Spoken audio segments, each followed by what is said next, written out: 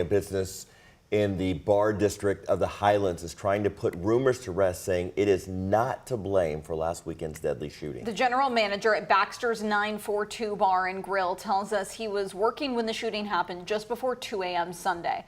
He says the bar has given hours of surveillance video to police who are trying to piece together what happened. He reiterated Baxter's doesn't condone violence and believes some people are blaming it solely because it's a club. When you get a horde of people in anywhere, it's been proven all over the country. Things are going to happen, or it's just a high possibility. But we don't try to do that. That's why we say we keep our line this way. We try to keep the sidewalk clear. Metro Police and the Alcoholic Beverage Control Unit are investigating, and as of this morning, no arrests have been made. Anyone with information is asked to leave an anonymous tip by calling 574-LMPD. And 2 Louisville bars have now raised their minimum age requirements for customers. Dee Muldrow, co-owner of Groove Sports Bar and Lounge downtown, says he wants to make sure patrons feel safe. To work toward that, he says people now have to be at least 30 years of age to stay past 9 p.m. on Friday and Saturday nights. Most of our weekend patrons are 30 and older anyway, or the older crowd.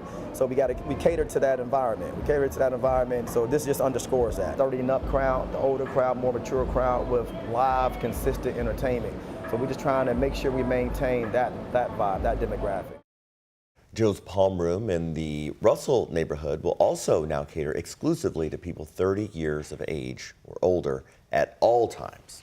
JCPS is making progress with its bus drop-off times. On the 3rd day of school yesterday, the district says all students were dropped off by 6:10. That's 20 minutes earlier than Friday and a 50-minute improvement from the first day of school. But with fewer bus riders this year, families have reported longer car lines at some schools.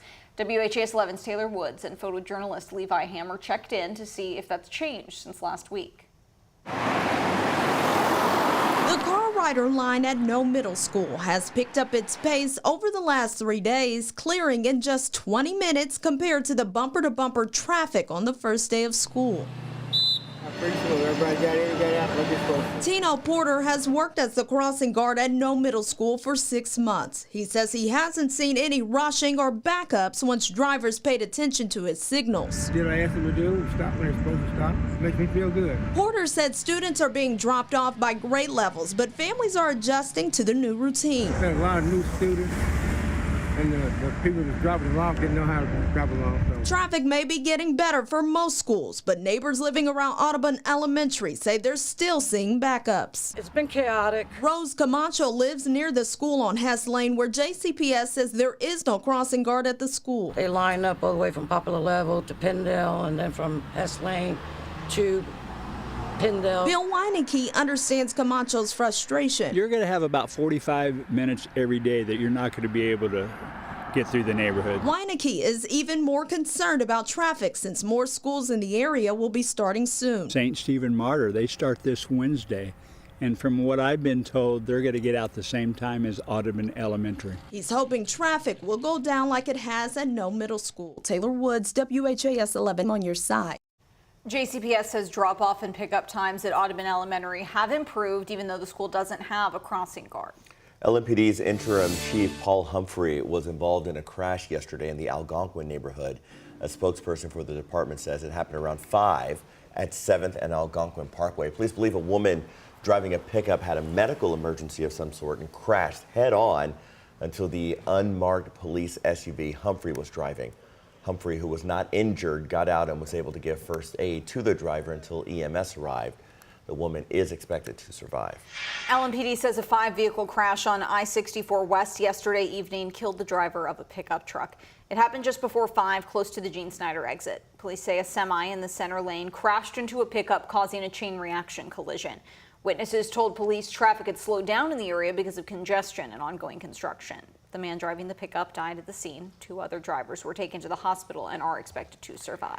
The Jefferson County Clerk's Office now says some data may have been lost during a recent cyber attack. The attack shut down all branches for several days at the end of July. You're looking at the demands that the hackers made. This is a picture shared to us by the Clerk's Office. It says in part, "We will make your business stop forever." It goes on to say systems would be restored after payment. There is no dollar amount The way that the screenshot reads and the way that the hackers presented it to us on the one message that we saw from them, because there was no negotiation, and all it said on the message was, to get your information back, you need to contact us. The clerk's office says it's been advised not to communicate with the hackers as it could provoke another attack. It's now conducting a forensic analysis to better understand what information was compromised.